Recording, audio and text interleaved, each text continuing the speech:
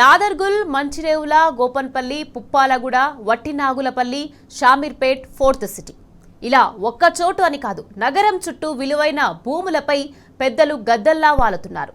రేపనేది ఉన్నదో లేదో అనే పద్ధతిలో భూములను చెరబెట్టేందుకు ఎత్తులు వేస్తున్నారు, కత్తులు నూరుతున్నారు. దీంతో తెలంగాణలో భూదందా మాఫియాగా మారుతున్నది.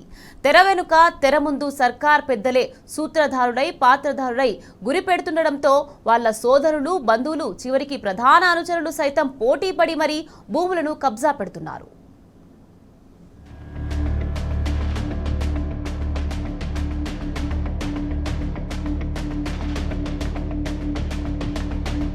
రాష్ట్రంలో రియల్ దందాలు బూమరంగై బజార్కు ఎక్కుతున్నాయి. మొన్నటికి మొన్న మంత్రి కొండ సురేఖ కూతురు ఇచ్చిన క్లూతో మంచిరేవుల భూ కుంభకోణం బయటపడగా దాని side effect PCC chief Mahesh Kumar Goud కు వడదెబ్బలా తాకింది. టీపీసీసీ చీఫ్ మహేష్ కుమార్ గౌడ్ పై ముఖ్య నేతకు చెందిన మీడియా ఎందుకు దాడి చేస్తుంది? ఆయన ఒక విఫల అధ్యక్షుడని, ఆయనది ఫ్లాప్ షో అంటూ ఘాటుగా కథనాలు ప్రచారం చేయాల్సిన అవసరం ఏమొచ్చింది? ప్రతిపక్షాలను మించి సొంత పార్టీ అధ్యక్షుడిని టార్గెట్ ఎందుకు చేస్తున్నట్టు ప్రస్తుతం అటు రాజకీయ వర్గాల్లో ఇటు కాంగ్రెస్ పార్టీలో జోరుగా చర్చ జరుగుతుంది. దీనిపై లోతుగా ఆరా తీయగా మంచిరేవులలో వెలుగులోకి వచ్చిన భూ కుంభకోణమే కారణమని తేలింది. ఈ వివాదానికి కూడా ఆ 16 ఎకరాలే కేంద్ర బిందువు అనే విషయం బయటకొచ్చింది. ఇప్పటికే సినిమాను మించిన ట్విస్టులతో సాగిపోతున్న వేణుగోపాలస్వామి ఆలయ భూ కుంభకోణంలో కొత్త కోణం వెలుగులోకి వచ్చింది. ఈ వివాదంలో ఇప్పటికే బిగ్ బ్రదర్స్ ముఖ్య నేతతో పాటు జూబ్లీ క్లబ్ పెద్దలు, ఓ టీవీ ఛానల్ యజమాని, దేవాదాయ శాఖ మంత్రి, హెచ్ఎండిఏ, దేవాదాయ శాఖ ఉన్నతాధికారులు పాత్రదారులుగా ఉండగా తాజాగా Narsingi ACP, TPCC chief Mahesh Kumar Goud పాత్రలు వచ్చి చేరాయి. కొంతకాలంగా ఎడమొహం పెడమొహంగా ఉన్న ముఖ్య నేత, టీపీసీసీ చీఫ్ మధ్య ఈ కుంభకోణం అగ్గిరగిల్చిందని, ఉప్పు నిప్పులా మార్చేసిందనే ప్రచారం జరుగుతుంది.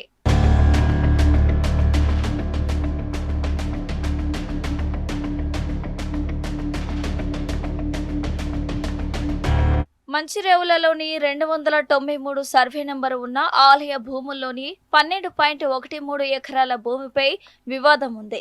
సంజీవరెడ్డి అనే వ్యక్తి కబ్జా చేశారంటూ 2018లో దేవాదాయ శాఖ ఎండోమెంట్ ట్రిబ్యునల్లో కేసు వేసింది.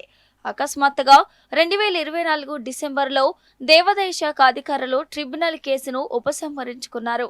సరిగ్గా ఏడాది తర్వాత 2025 డిసెంబర్లో దేవాదాయ శాఖ అధికారులు సంజీవరెడ్డి కుటుంబంపై నార్సింగి పోలీస్ స్టేషన్లో ఫిర్యాదు చేశారు.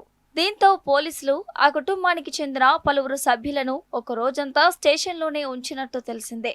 ఇలా ఎందుకు చేశారని ఆరా తీయగా బిల్డర్తో జరిగిన ఒప్పందంలో భాగంగా ఏసీపీ తన పని మొదలుపెట్టినట్టు స్థానికులు చెప్తున్నారు.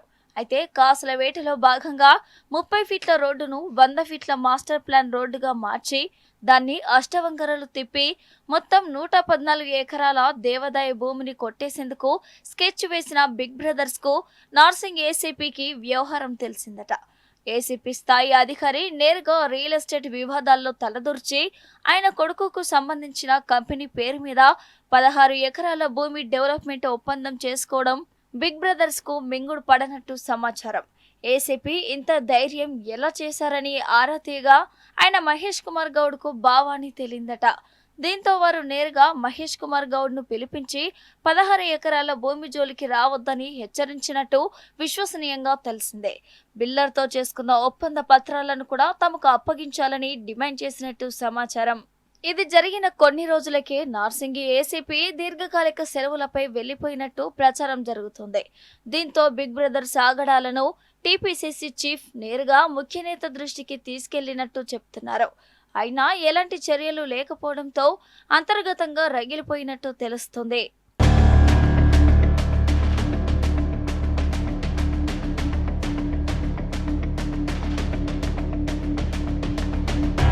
వాస్తవానికి ఏడాది కాలంగా ముఖ్య నేతకు టీపీసీసీ చీఫ్ కు మధ్య విభేదాలు కొనసాగుతున్నాయని కాంగ్రెస్ వర్గాలు చెప్తున్నాయి.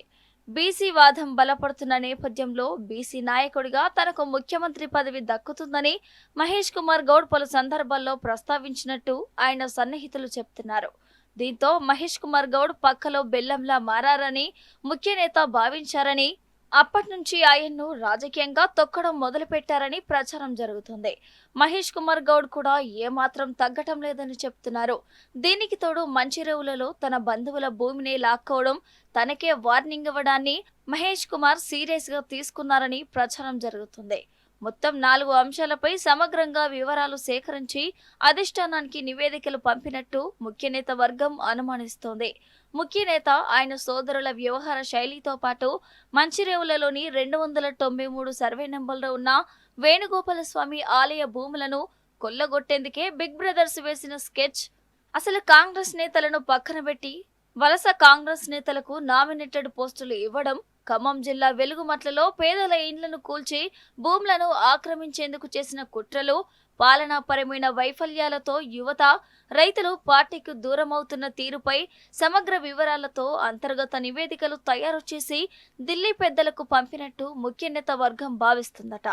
ఈ నేపథ్యంలోనే టీపీసీసీ చీఫ్ పై ముఖ్యనేతకు చెందిన మీడియా ఎదురుదాడిని ప్రారంభించిందని, ఆయన్ను టార్గెట్ చేస్తూ బిగ్ కథనాలు వండి వార్చిందని కాంగ్రెస్ వర్గాల్లో చర్చ జరుగుతోంది.